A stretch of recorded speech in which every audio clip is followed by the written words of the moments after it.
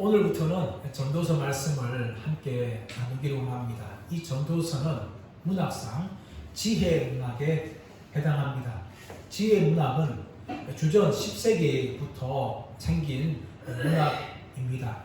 사람들이 자신의 가르침을 전하기 위해서 여러 가지 문장 수법, 비교, 대조, 풍류, 우화 등과 같은 문장 수법을 통하여서 자신의 가르침을 전하는 것이 이 지혜 문학입니다. 전도서도 문학 분류상 지혜 문학에 속하지만 사람들 일반적인 지혜 문학과 달리 이 전도서는 하나님의 지혜 문학입니다. 구약 성경 보시면 전도뿐만 아니라 아가서, 잠언서도 이 지혜서에 해당을 하는 겁니다. 그런데 이 지혜서, 구약의 그 지혜서는 무엇을 말하는가 하면 단지 사람들의 가르침이나 교훈을 전하기 위한 것이 아니라 하나님의 구원 계시를 전하기 위한 지혜서입니다. 그러므로 하나님께서는 이 전도서를 통하여서 하나님의 구원의 방법이신 예수 그리스도를 우리에게 전하시고 우리가 예수님을 만나도록 이 전도서를 기록을 한 것입니다. 잠언서나 지혜서도 마찬가지입니다. 겉으로는 예수 그리스도가 등장하지 않습니다. 읽어보면 등장하지 않지만 하나님께서는 이 지혜서인 잠언과 또 아가서와 이 전도서를 통하여서 우리를 예수 그리스도에게 이끌어가는 이 구원 계시를 알게끔 이 말씀을 기록을 하였습니다. 그러므로 우리는 이 전도서를 읽을 때마다 누구를 만날 수 있는가 하면 바로 예수 그리스도를 만났습니다. 예수님께서 요한복음 5장 39절에서 이렇게 말씀하십니다. 너희가 성경에서 영생을 얻는 줄 생각하고 성경을 연구하거니와 이 성경은 곧 내게 대하여 증언하는 것이니라. 또 누가복음 24장 27절 말씀 보시면 엠마오로 가는 두 제자를 향하여서 이렇게 말씀하십니다. 모세와 모든 선지자의 글로 시작하여서 모든 성경에 쓴 바 자기에 관한 것을 자세히 설명하니라. 다시 말해 무슨 말입니까? 예수님께서는 구약의 모든 성경들이 다 예수 그리스도에 대해서 말씀하시라는 것을 강조하고 있는 것입니다. 유대인들과 대화 속에서 엠마오로 간 두 제자의 대화 속에서 모든 성경이 바로 내게 증언하는 것이다 라는 것을 예수님께서 설명을 하신 것입니다. 그러므로 구약 성경에 나오고 있는 이 전도서뿐만 아니라 다른 지혜서인 잠언서나 아가서는 단지 우리 인생들이 어떻게 살아가야 되는지 이 삶에 대한 지혜를 가르치는 뿐만 아니라 더 넘어서 예수 그리스도를 소개하는 것이 바로 이 전도서라는 것을 우리는 잊지 말아야 합니다. 그리고 동시에 예수님을 발견한 하나님의 백성들이 이 땅에서 어떻게 하나님의 백성들로 살아가야 되는지를 우리는 전도서를 통하여서 동시에 발견할 수가 있습니다. 자, 그렇다면 이 전도서의 저자가 누굴까요? 1절 말씀 보십시오. 다윗의 아들 예루살렘 왕 전도자의 말씀이다. 다윗의 아들 예루살렘 왕 전도자의 말씀이다. 지금까지 교회 전통상 이 전도서의 저자는 솔로몬이라고 그렇게 주장되어 왔습니다. 그런데 19세기부터 비평 신학이 발달함을 통하여서 학자들이 이 전도서의 저자가 솔로몬이 아닐 수 있다라는 의견들을 내고 있습니다. 그 정보로서 한 가지가 무엇인가 하면 여러 가지가 있는데 잠언서나 아가서 같은 경우는 솔로몬이 등장합니다. 처음에 등장하는데 오늘 1절 말씀 보시면 단지 다윗의 아들 예루살렘 왕이라고만 하고 있지만 솔로몬이라는 이름이 등장하지 않습니다. 두 번째로 무엇인가 하면 이 다윗의 아들, 이 아들이라는 개념은 바로 아들 개념이 있지만 손자, 그 후손들도 성경에서는 아들이라 표현하기 때문에 솔로몬이 아닐 수 있다라고 이야기합니다. 세 번째로는 이 전도서가 후대 히브리서 성경의 특징들을 말하고 있기 때문에 솔로몬이 아닐 수 있다라고 이렇게 학자들은 나름대로의 근거를 가지고 솔로몬의 저작서를 부인합니다. 하지만 교회의 역사상 전통적으로 솔로몬이 이 전도서의 저자라고 이야기하고 있고 또한 오늘날 많은 보수주의자들 보수 학자들 중에 월터 카이지라든지 이안 두기시라는 이런 유명한 학자들에 의하면은 이 학자들은 한결같이 솔로몬이 저자라는 것을 그들은 이야기합니다. 저도 마찬가지로 이 전도서는 솔로몬이 저자라고 생각합니다. 왜냐하면은 이 솔로몬이 아니면 깨달을 수 없는 인생의 수많은 지혜가 이것을 기록할 사람이 없다는 거죠. 그런 점에 봤을 때에 정말 인생의 모든 것을 경험한 솔로몬이 이 전도서를 기록했을 것이라고 저는 믿고 있고 또 그렇게 함께 말씀을 함께 나누기를 원합니다. 자, 그런데 이 솔로몬이요 기록한 지혜서는요 이 전도서만이 있는 게 아닙니다. 솔로몬이 기록한 것은 아가서도 기록하였고 또한 잠언서도 기록하였고 또 오늘 말씀 나누고 있는 이 전도서도 기록하였습니다. 그런데 이 세 개의 지혜서가 각각 솔로몬이 나이대로 각각 다른 시대에 기록했다는 거죠.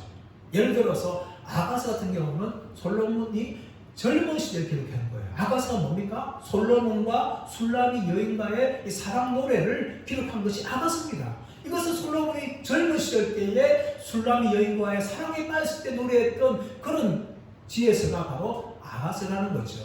그리고 잠언서는 언제입니까? 잠언서는 솔로몬 인생을 살아가면서 중반에서 후반으로 넘어갈 때에 인생에 대한 깨달음을 기록한 것이 잠언서입니다. 그러나 이 아가서와 또 잠언서에 비해서 전도서는 인생의 말년에 노년에 자신이 인생을 살아오면서 깨달은 것에 대해서 기록한 것이 바로 이 전도서라는 거죠. 그러므로 이 전도서는요 한평생 살았던 인생의 모든 것을 경험하였던 이 솔로몬의 지혜가 이 전도서에 그대로 다 이렇게 기록되어 있다는 것을 우리는 전도서 읽을 때마다 발견할 수가 있습니다. 그럼 이 솔로몬이 저자인 솔로몬이 이 전도를 시작하면서 어떻게 고백을 하고 있습니까? 2절 말씀 보십시오. 전도자가 이르되 헛되고 헛되며 헛되고 헛되니 모든 것이 헛되도다. 이 전도자 1절에 등장하고 2절에 등장하죠. 이 전도자라는 단어가 헬라어로 히브리어로 코헬렛이라는 단어입니다. 이 단어는요 두 가지 단어가 합성된 단어예요. 하나는 회중들을 모으다, 또 하나는 회중들에게 가르치다, 전파하다. 이 두 단어가 모인 거예요. 다시 말하면 회중들을 모아서 자신의 가르침을 가르치는 사람이 이 전도자라는 거예요. 그래서 사실 전도자라는 번역보다는 정확한 표현이 뭔가 하면 오히려 설교자다.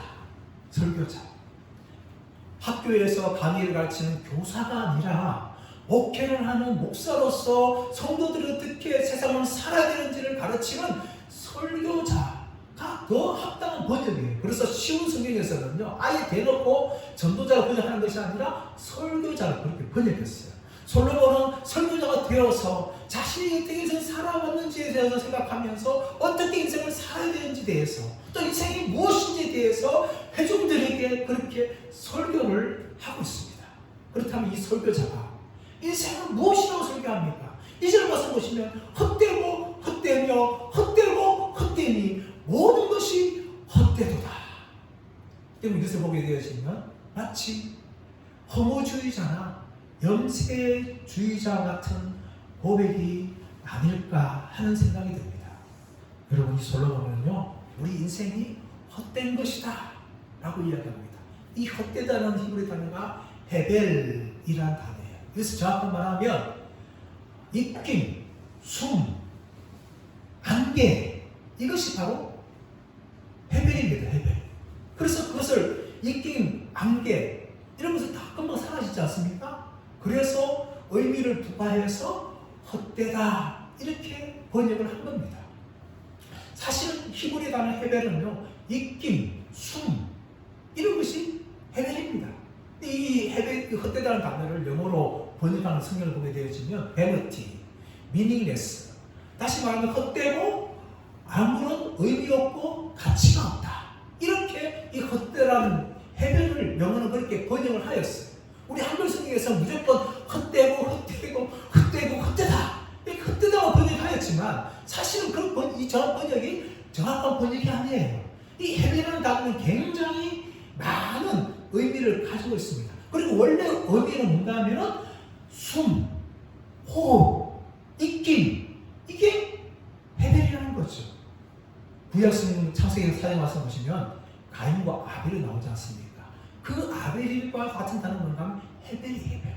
아벨이라는 이름이 헛된, 의미 없다.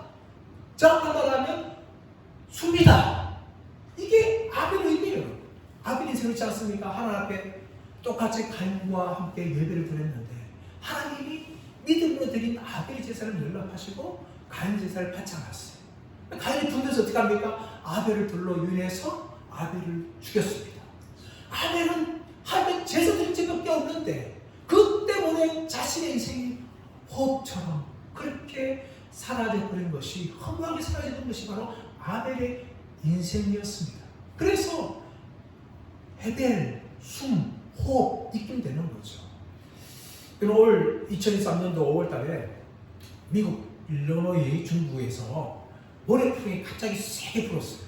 얼마나 모래폭풍이 갑자기 불었는데 그 사고를 차들이 막 충돌이 나는데 무려 90중 충돌이 났어요. 90중 충돌이 나가지고 그 중에 6명이 그 자리에 즉사했고 30명이 부상당하는 큰 사고가 났습니다. 그 모래폭풍이 도로를 가득하게 채워버린 거죠, 갑자기. 그런데 그 모래폭풍이 영원합니까? 아니죠. 곧 사라지고 마는 겁니다. 제가 광명교에서 봉사 생활할 때에 이 서해 대교에서 어느 겨울에 99중 충돌이 있었던 날이 있었습니다.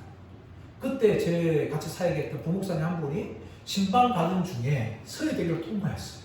통과하는데 앞에 한 개 쫙 거기 있는 거예요. 그런데 뭔가 차가 앞에 얼핏 보이는 거죠. 그래서 그 브레이크를 꽉 밟았답니다. 근데 앞에 충돌했던 그 차, 마지막 충돌 1m 앞에 그 차가 멈췄어요. 다행히 100중 충돌이 일어나지 않았다. 그런 사고의 위기를 겪었답니다. 그러나 여러분, 그렇게 차곡하게 피었던 그 안개조차도 어떻습니까?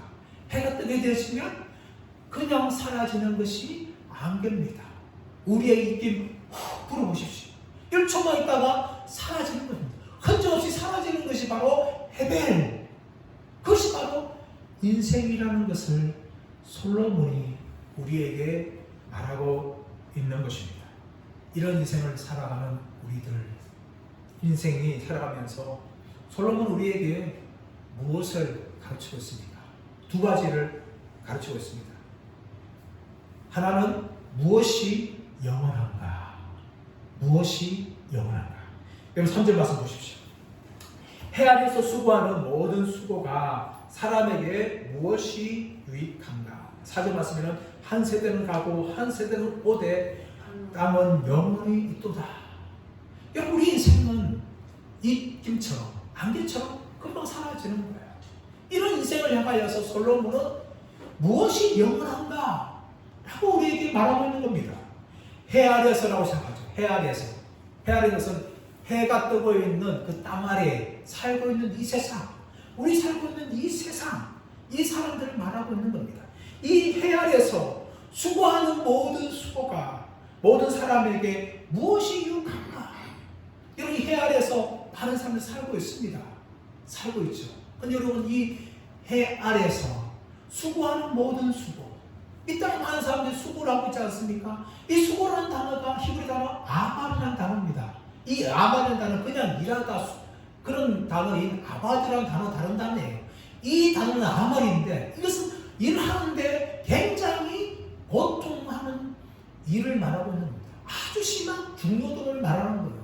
우리 인생에서 많은 사람들이 이 땅에서 수고합니다. 중노동합니다. 그 모든 수고가 사람에게 무엇이 유익한가? 유익하다. 이것은 히브리 단어 이트로. 다시 말하면 무엇을 남기는가? 우리가 중노동을 하면서 열심히 살아서 결국 이 땅에서 남기는 게 무엇이 있는가? 라는 질문이 이 3절의 질문이에요. 지금 세상 사람들 살아가면서 얼마나 많이 노력을 합니까? 살기 위해서 발부욕칩니다. 이렇게 살아가는 모든 중노동하는 이 모든 것들이 우리는 이 모든 수고를 통하여서 지금 무엇을 남기고 있는가? 이것을 우리들에게 솔로몬이 질문하는 거예요. 근데 여러분 솔로몬은요 질문하지만 우리에게 답을 하기 원하지 않아요. 왜냐하면 솔로몬이 자신이 질문한 후에 또 바로 우리에게 대답을 하기 때문입니다. 여러분 4절 말씀 보십시오. 한 세대는 가고 한 세대는 오되 땅은 영원히 있도다. 여러분 이 땅에 많은 사람들이 태어났다가 또 사라집니다. 이 땅에 사라지면서 어떤 사람은 열심히 수고하여서 정말 높은 자리에 올라갑니다. 어떤 사람은 열심히 일해서 많은 사람들에게 인기와 명예를 얻습니다. 어떤 사람은 열심히 일해서 돈을 많이 법니다. 또 어떤 사람은 열심히 일해서 기업가가 됩니다. 여러분 이 모든 것들이 뭡니까? 그 세대에 이루어지지만 한 세대는 오고 또 그 세대에 이런 것들이 다 사라져 버립니다. 마치요 해변가에서 모래사장에서 아이가 모래성을 열심히 쌓습니다. 수고하면서 땀을 뻘뻘 흘리며 연못짓을 쌓아요. 정말 아름답게 만들어졌어요. 그런데 파도가 밀물이 밀려보십시오. 어떻게 합니까? 그 쌓았던 성이 모래성이 파도 위에서 한순간에 사라지고 언제 그 자리에 모래성이 있었는가 할 정도로 흔적도 없이 사라지고 마는 겁니다. 그것이 바로 우리 인간 이 땅에서 수고하는 모든 수고가 사람에게 무엇이 남기는 게 있는가?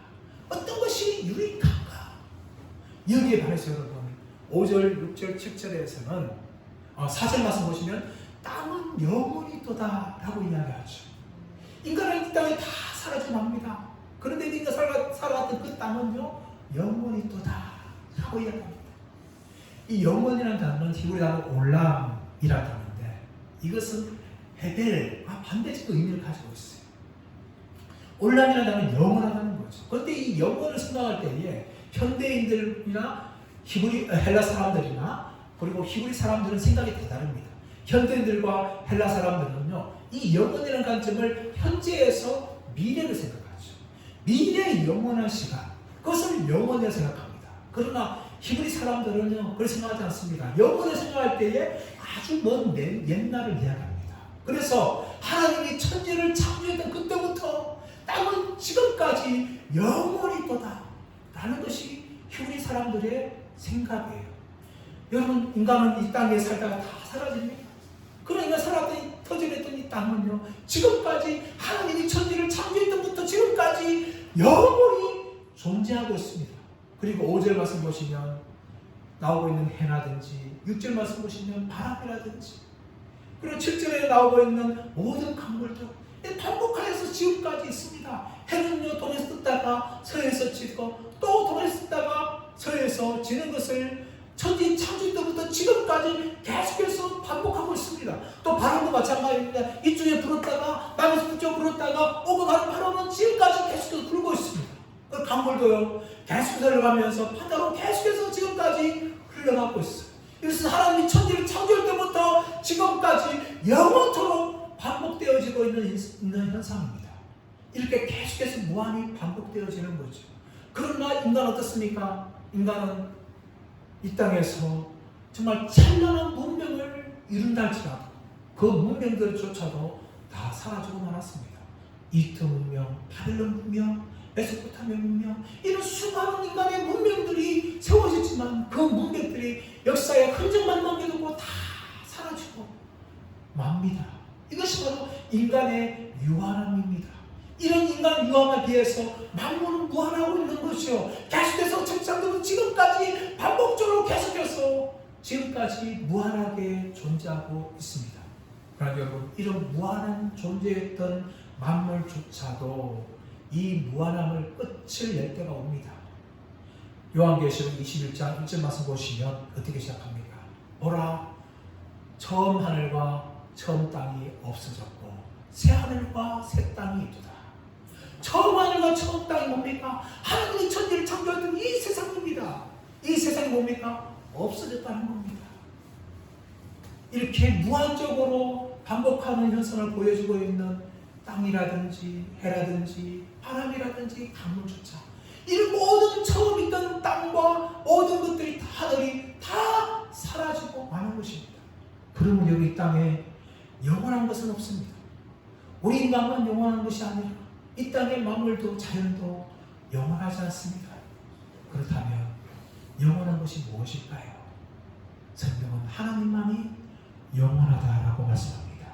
성부 하나님에 대해서 창세기 21장 33절에서는 영원하신 여호와, 신명기 33장 27절, 이사야 40장 28절, 로마서 16장 26절에서는 영원하신 하나님, 디모데전서 1장 17절에서는 영원하신 원, 시편 92편 2절에서는 영원부터 영원까지 주는 하나님이시라 라고 이야기하고 있습니다. 그뿐만 아니라 성부 하나님뿐만 아니라 성자 하나님도 영원하신 분이십니다. 히브리서 13장 8절 말씀 보시면 예수 그리스도는 어제나 오늘이나 영원토록 동일하시니라. 할렐루야. 또한 성령 하나님도 영원하신 분이십니다. 히브리서 9장 14절 말씀 보시면 하물며 영원하신 성령으로 말미암아 흠없는 자기를 하나님께 드린 그리스도의 피가 어찌 내 양심을 죽은 행실에서 깨끗하게 하고 살아신 하나님을 섬기게 하지 못하겠느냐 라고 말씀합니다. 여러분, 성삼위 하나님만이 영원합니다. 성부 하나님, 성자 하나님, 성령 하나님이 영원하시죠. 그리고 더 나아가서 그분의 말씀도 영원합니다. 마태복음 5장 18절 말씀 보시면 진실로 너희에게 이르노니 천지가 없어지기 전에는 율법의 1.1획도 결코 없어지지 아니하고 다 이루리라 라고 예수님께서 말씀하십니다. 구약의 율법이 1.1획도 없어지지 않고 다 이룬다고 말씀합니다. 하나님의 말씀도 영원합니다. 이에 반해서 우리가 살고 있는 이 세상도 영원하지 않고 우리도 영원하지 않습니다. 그러므로 이 땅의 삶을 살아가고 있는 우리들이 해야 할 것은 무엇입니까? 영원한 것이 무엇인지를 알고 그 영원한 것을 붙들고 그 영원한 것을 위해서 살아가는 것이 유한한 우리 인간들이 유한한 세상을 살면서 해야 될 진정한 가치이고 삶인 줄 믿습니다. 여기에 대해서 에콰도르 아우카 부족에서 젊을 때에 자신의 인생을 드렸던 짐 엘리엇은 영원한 것을 얻기 위하여 영원하지 않은 것을 버리는 자는 결코 어리석은 자가 아니라고 말하였습니다. 그는 비록 젊은 때에 자신의 몸을 순교로 드렸지만 그의 순교를 통하여서 아우카 부족이 예수 믿고 구원받는 그 놀라운 역사가 이루어졌던 것입니다. 그러므로 짐 엘리엇은 하나님께서 유한한 자기를 통하여 놀라운 일을 행하실 줄 믿고 영원한 것을 위하여 영원하지 않은 것을 버리는 자는 결코 어리석은 자가 아니라는 고백을 하면서 자신을 순교의 피로 드릴 수가 있었던 것이었습니다. 사랑하는 여러분, 저와 여러분이 무엇을 위해서 살아야 되겠습니까?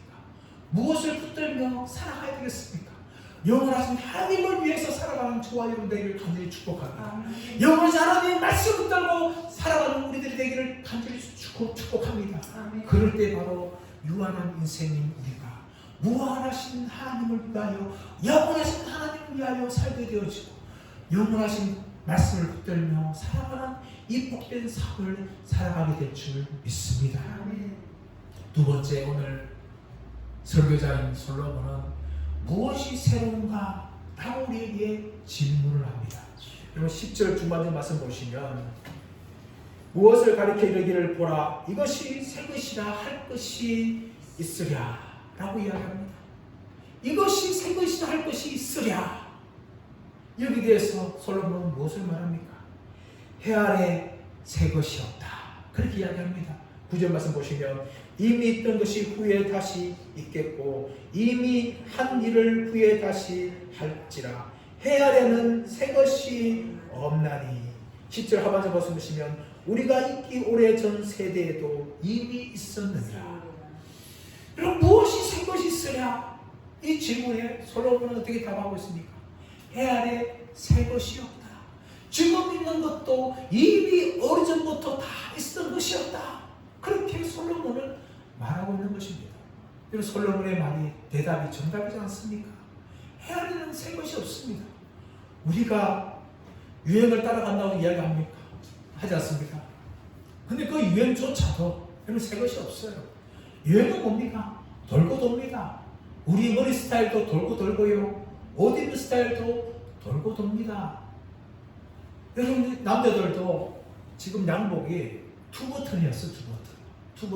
투버튼을 지금 입고 있는 건데 한 20년 전만 하더라도 3버튼이 유행했어요. 3버튼. 또 3버튼 또 유행하기 전에는 또 2버튼이 유행했어요. 이 유행, 옷, 스타일, 이 다 돌고 도는 건 아닙니까? 여러분, 교회의 목회에 의한 스타일도 돌고 돌아요.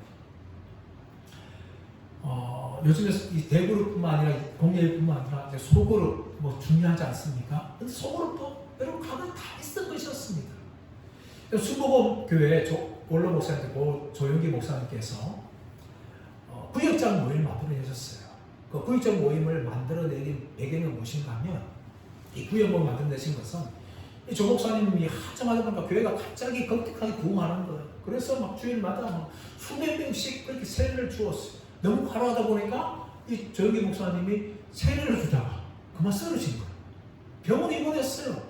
병원에 일주일 동안 입원하고 또 강단에 올라가는데 강단에 올라가다 또 쓰러진 거예요. 이제는 목회를 감당하기에 너무나 몸이 힘든 겁니다. 젊은 조영기 목사님조차도 그 부흥하는 그 교회를 감당할 수 없었어요. 그래서 병원에 있으면서 기도하고 하고 있는 중에 어떤 게 생각나는가 하면 출애굽기 18장 말씀이 생각났어요. 모세가 이스라엘 백성들 이끌어가기 힘들어할 때에 장인이 들어가 와서 너는 혼자만 하지 말고 너를 도울 사람을 세워라. 그렇게 이들어가 이야기합니다. 그래서 모세가 어떻게 무엇을 만들어냅니까? 천부장을 세우고 백부장을 세우고 세우는 거죠. 그래서 이 사람들 밑에 사람들 배치해서 자신이 다 관리하지 않고 천부장이 관리하고 백부장이 그렇게 관리하면서 이스라엘 백성들을 이끌어가게 하는 그것을 생각하면서 그래 목회는 나 혼자 하는 것이 아니구나. 나를 도울 사람을 세워야 되겠구나 하면서 구역장을 세우고 훈련시킵니다. 그리고 그 구역장들이요 구역모임을 만들어서 구역모임들을 이끌어가는 거죠. 그럼 그 구역 모임이 사랑의 교회에서 제자훈련을 하면서 사랑방 모임으로 바뀌었고요. 또 우리 일반 교회에서는 또 구역 모임으로, 또 저쪽에 남미를 건너가서는 셀 모임으로 그렇게 변형되었을 뿐입니다. 성경에 나오고 출애굽기 18장에 나오고 있는 그 모든 조직들이요 구역 모임이 되었고 셀 모임이 되었고 사랑방 모임이 되었고 지금도 뭐 가정교회라든 여러 가지 스타일로 그렇게 변형되어서 나오고 있을 뿐입니다. 정치도 그렇지 않습니까? 정치도 돌고 돕니다. 이 사람을 세우면 잘될 것 같은데 이 당 세우면 잘될 것 같은데 시간 지나면 그 당이 그 당이 있고 그 사람이 그 사람이라는 것 여러분 우리가 한두 번 경험합니까? 정치를 바꿀 때마다 새로운 대통령 세울 때마다 많은 기대를 합니다. 그러나 그 국민들은 다 시간이 지나면 그 사람이 그 사람이고 그 당이 그 당이다. 별게 새로운 게 없는 거죠 여러분. 이 땅의 모든 것들이 다 그렇습니다. 새로운 것이 없는 것이 바로 우리가 살고 있는 이 세상입니다.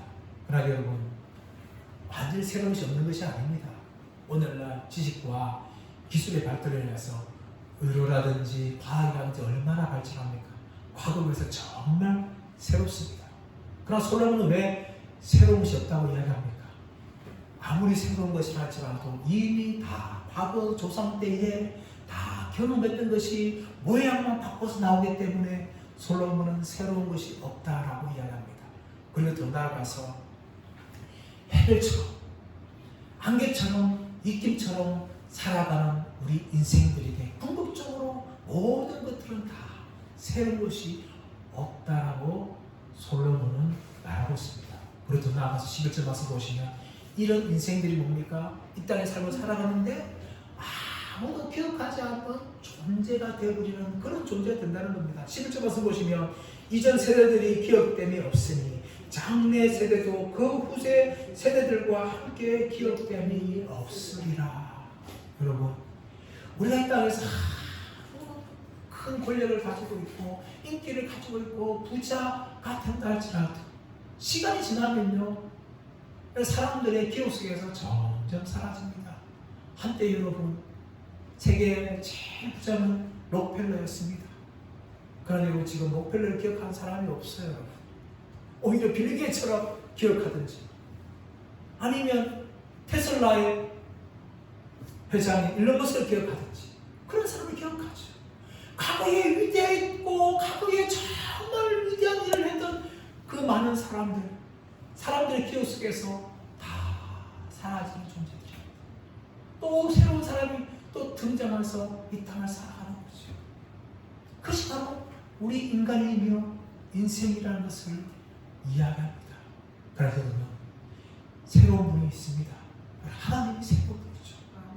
이런 장님들이 코끼리를 만질 때 각각 어떤 사람은 코끼리 귀를 만지고 어떤 사람은 코를 만지고 다리를 만지고 다 만지면서 자기가 만졌던 코끼리가 이런 것이다라고 이야기하죠. 호스 같다, 큰 나무 같다, 부채 같다, 이렇게 다양하게 이야기하면서 이 장님들은 코끼리 일부분만 경험하죠. 여러분, 우리 인간이 마치 그와 같습니다. 하나님은 위대하시고 광대하신 분이시며 전능하신 분이신데 우리는 평생 경험하는 것이 그 하나님의 일부분을 경험하면서 살아갑니다. 그뿐만 말씀도 마찬가지예요. 여러분, 구약을 한평생 연구하였던 위대한 구약학자가 이런 말을 하였습니다. 나는 한평생 구약 성경을 연구하였지만 마치 내가 연구한 것은 큰 태산에 사방자로 큰 것과 같다. 그렇게 이야기하는 거죠. 우리가 평생 하나님의 말씀을 읽고 어떤 사람은 100번 넘게 읽는다고 이야기하죠. 여러분, 그래서 하나님의 말씀을 다 압니까? 100번 읽은 만큼은 알 수 있어요. 그러나 여러분, 1000번 읽고 10,000번 읽은 사람에 비해서는 부족한 거죠. 우리가 아무리 성경을 많이 읽는다 할지라도 그 성경을 다 안다 라고 하는 사람은 정말 교만한 사람이에요. 하나님 말씀을 우리가 어떻게 다 알 수 있겠습니까? 위대한 하나님을 어떻게 다 알 수 있겠습니까? 그것이 바로 우리 인간이에요. 그러면 우리는요, 하나님을 날마다 경험할 때에 하나님의 새로우심을 경험할 수 있습니다. 그뿐만 아니라 그 하나님은 지금도 새로운 일을 행하십니다. 예수 믿지 않는 사람들에게 믿음을 주셔서 구원의 역사를 하셔서 동성애에 변해서 예수 믿는 사람이 되어지고, 성인이 변하여서 예수 믿고, 무당이 변해서 예수 믿고, 술주님이 변해서 예수 믿고, 깡패가 변해서 예수 믿는 이런 놀라운 역사가 일어나게 되어집니다. 그러므로 고린도후서 10장 말씀하시면 누구든지 그리스도 예수 안에 있으면 새로운 피조물이라. 이제 무슨 지나갔으니 보라 새 것이 되었도다.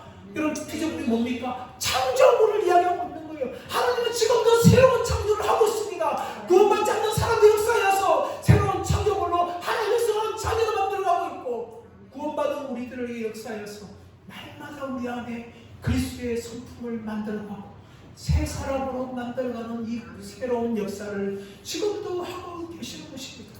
그러므로 여러분, 우리가 해야 될 살아가면서 세상의 모든 것들이 다 새 것이다 할지라도 하나님 안에, 하나님의 말씀 안에, 하나님의 일하심 안에 새로운 것이 있는 줄 믿습니다.